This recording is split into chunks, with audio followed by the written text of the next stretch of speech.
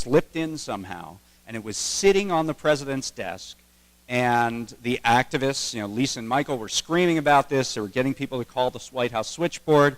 Elizabeth Warren was inside there, and somehow she got word of it, and lo and behold, Obama vetoes the bill. And it was actually the only bill that Obama vetoed in his first 6 years in office. There was one other, but that was a bill where it was a defense appropriation, but then they passed a new one 2 days later, so he vetoed the other one. It was kind of a technical thing. This was the only real bill that he vetoed in 6 years, and it was because of people power and Elizabeth Warren. So that's also in the book. Dave, is there any legislation at all? I mean, you envision, okay, Dodd-Frank at least was some kind of help. Is there anything that will prevent this again, or is it simply the knowledge that we've gained tonight thanks to you? Well, that's the part of the story that also needs to be told, is that this is still going on. Every day in America, somebody is kicked out of their home based on false documents. Every single day. I wrote something for The Intercept just 2 days ago showing that there are documents with false and forged signatures that are being introduced in courts up to this very day. There was there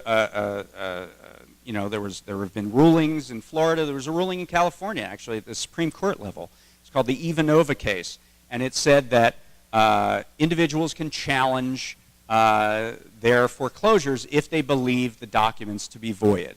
So that was actually a positive step, that we have that in court, our court system here in California. Foreclosure law usually happens at the state level. So it's state by state whether there are strong protections or weak protections. We have somewhat strong protections. It's another good thing that Kamala Harris did, is introduce and get past the Homeowners Bill of Rights in California, so that there are some better protections here.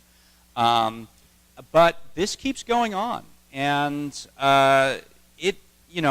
we did all these settlements. You would assume when you create a settlement that the conduct that was the impetus for the settlement stops, but it hasn't in this case. And these documents are still being used, and the court system and the judicial system is still being compromised.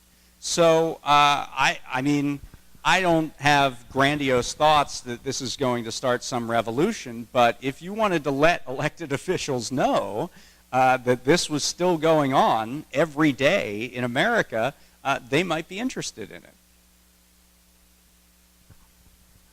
Anyone else? Yeah. Yes.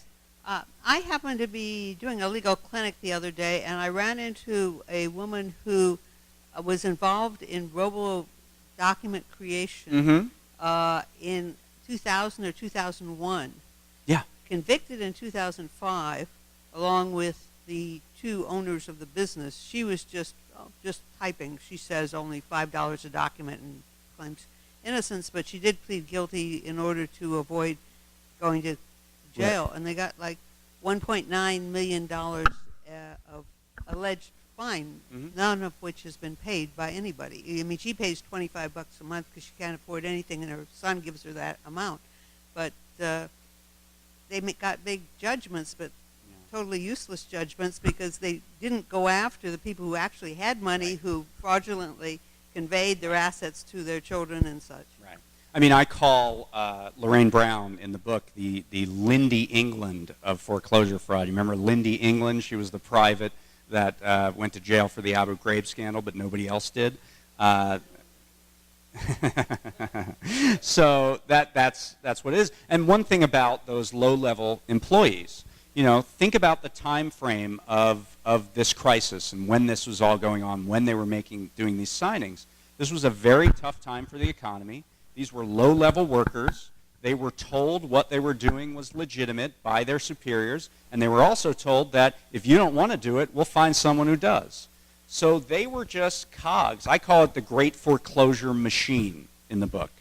And these workers were just cogs in the machine. And they were essentially intimidated into performing these illegal activities.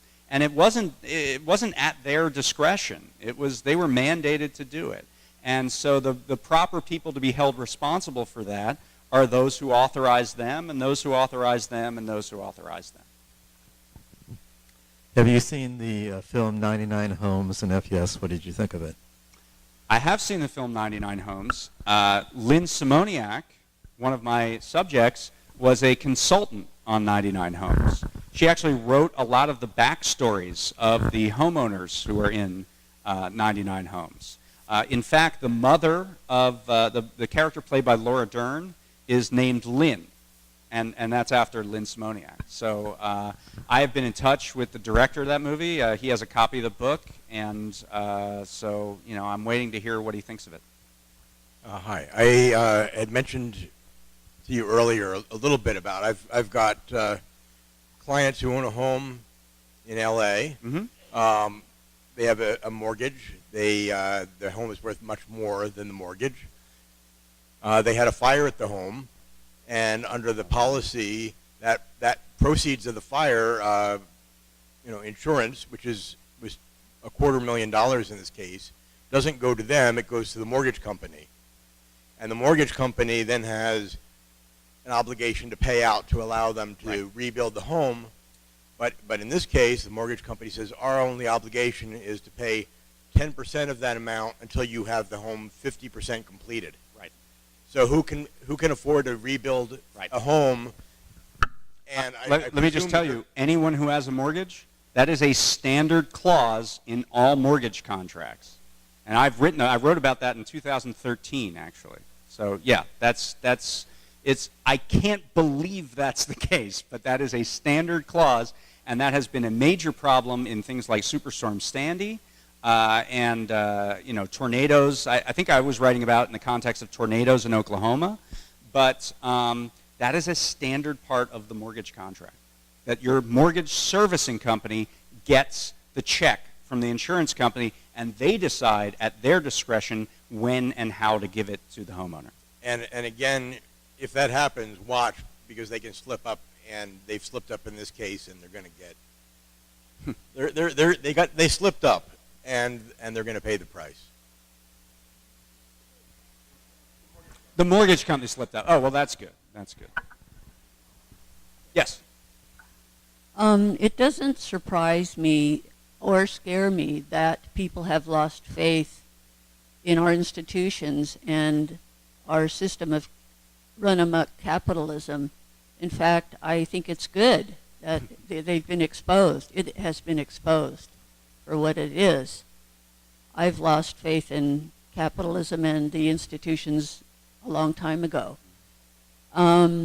What does scare me, though, is that a lot of people are turning to looking to fascists to pull us, to bring us back. Yeah.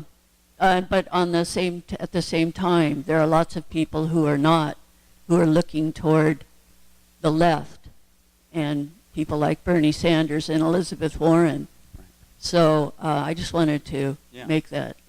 Yeah, I mean, I do think that what these people did, even though you could look at this book and say they did all this work and it ended up, not amounting to much, I think what you can say is they did all this work, and without it, we wouldn't have had Occupy Wall Street. We wouldn't have had the Fight for 15 for low-wage workers. We wouldn't have had the Elizabeth Warren wing of the Democratic Party. We wouldn't have had, the populism that's exploding on the left and the movement-based culture. I feel like movements like this, and the book is in some way the story of how to start a movement. When you have no idea how to do it, you have no institutional expertise or knowledge or no resources and no understanding of how to do that, no history of activism. I feel like these movements sort of crash onto the shore, and each one gets a little bit closer and a little bit closer and a little bit closer. And these guys were sort of at the vanguard of how to use the internet to work together and collaborate and really expose misconduct and really put forward an alternative vision. And I feel like that's been moving forward and forward and forward. So, do we got anything else? Yeah. Okay. Well, hello. Just one quick question. So this clause this gentleman referred to about natural disasters and the problem with the mortgage holder getting the money as opposed to the homeowner. Is there any movement to bring forth legislation to There Stop ought to be. that. Or also just a quick second question. Well, I'll tell you before the question. I bought a condo in Mar Vista in 2002. My mortgage was Bank of America, then quickly IndyMac, IndyMac, Fannie Mae, somehow One West, IndyMac became Aquen, sure. and now Senlar, who keeps. I don't even know them. Yes, Senlar Central. I can't remember something. They're in Florida, and they keep overnighting me offers every month to refinance, which I'm sure they're charging me for. Yeah. But I've asked them 3 times to tell me not don't do it. That's very common. Is there any way to also have legislation to have banks that are only within 50 miles, right? The mortgages too? Thank you. And by the way, thank you. Congratulations on your book. Thank you. That would certainly be nice. Unfortunately, that's just not the way of the world anymore. And One West bought IndyMac. IndyMac dissolved and became One West. So that's technically the same bank. But and actually, One West, the CEO of One West Bank was this guy Steven Mnuchin, who is the finance director for Donald Trump's campaign. They were one of the worst operators in all of this. In fact, he has a big house on Bel Air, and protesters, and I write about this in the book, camped out on his lawn and threatened to move into his house if they were going to take a house away from one of the protesters. So he's good people. That Donald Trump, he knows how to pick them. Is that it? Or one more? We got one more. Yeah, well, let me tell you. Okay, so yes, I'll go through this quickly. So I'm going to be over here. I have bunches of books. If you want to get yourself a copy, it's $25, cash or check, strongly preferred. If that doesn't work, it's available at Amazon.com. It's available at Pals.com. It's available at BarnesandNoble.com. It's available at bookstores everywhere. Just ask for it. It's available maybe at your local library if you ask for it. I know it's in the LA Public Library system. It is on, there's a Kindle edition, which I think you can get loaded onto your iPad. There's an audio edition at audible.com. There's an audio book that is apparently very good. A very good voice actor did it, not me. And so there are plenty of ways to get the book. I'm doing a book signing and another one of these events. We heard a lot, but I am doing another one of these events on Sunday at Diesel, which is a bookstore in the Brentwood Country Mart over in Santa Monica. So I'd be happy to take any and all of your questions over here at the table. So thank you very much. Thanks very much. And go ahead and get yourself a book. And thanks for coming.